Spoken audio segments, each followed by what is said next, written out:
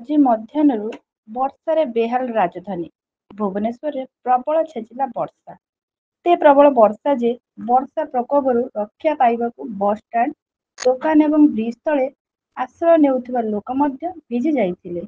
ବିଶେଷ କରି ରାସ୍ତାରେ ଯାଉଥିବା ଗାଡ଼ି ମଟର ଯାନବାହନ ବଡ଼ ଧରଣର ବର୍ଷା ଯୋଗୁଁ ସମ୍ପୂର୍ଣ୍ଣ ଠପ୍ ହୋଇଯାଇଥିଲା।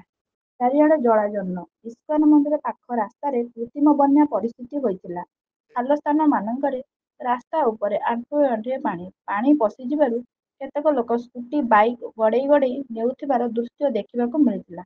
ବମିଖାଲ ରସୁଲଗଡ଼ ନିକଟସ୍ଥ ରାସ୍ତାରେ କିଛି ସମୟ ପାଇଁ ରାଜରାସ୍ତାରେ ବର୍ଷା ପାଣି ଆସି ସମୁଦ୍ର ଢେଉ ପରି ଭ୍ରମ ସୃଷ୍ଟି କରୁଥିଲା। ସେହିପରି ଇସ୍କନ ରାସ୍ତା ପାଖରେ ଗାଡ଼ି ରଖୁଥିବା ଲୋକମାନଙ୍କ ଗାଡ଼ି ପାଣିରେ ଭାସିବାକୁ ଲାଗିଥିଲା। କୁହାଯାଉଛି ଆଜି ଅଳ୍ପ ସମୟ ଭିତରେ ଭୁବନେଶ୍ୱରରେ ପ୍ରବଳରୁ ଅତି ପ୍ରବଳ ବର୍ଷା ଯୋଗୁଁ କଟକ ରୋଡରେ ପାଣି ସମସ୍ୟାକୁ ନେଇ ବସ୍ତି ବାସିନ୍ଦାଙ୍କ ଦ୍ୱାରା ରାସ୍ତା ଅବରୋଧ। ଲକ୍ଷ୍ମୀ ସାଗର ଓ କଳ୍ପନା ଷ୍ଟେସନ ବଜାର ମଧ୍ୟରେ ପ୍ରବଳ ଗାଡ଼ି ଅଟକି ଜାମ୍ ହୋଇଯାଇଥିଲା। ଦେଖିବାକୁ ମିଳିଛି ପ୍ରବଳତର ବର୍ଷା ହୋଇ ଜନଜୀବନକୁ ଅସ୍ତବ୍ୟସ୍ତ କରିଛି। ଭୁବନେଶ୍ୱରରୁ ସ୍ୱର୍ଣ୍ଣଲକ୍ଷ୍ମୀ ମହାନ୍ତିଙ୍କ ରିପୋର୍ଟ, ପବ୍ଲିକ୍ ଆୱାଜ।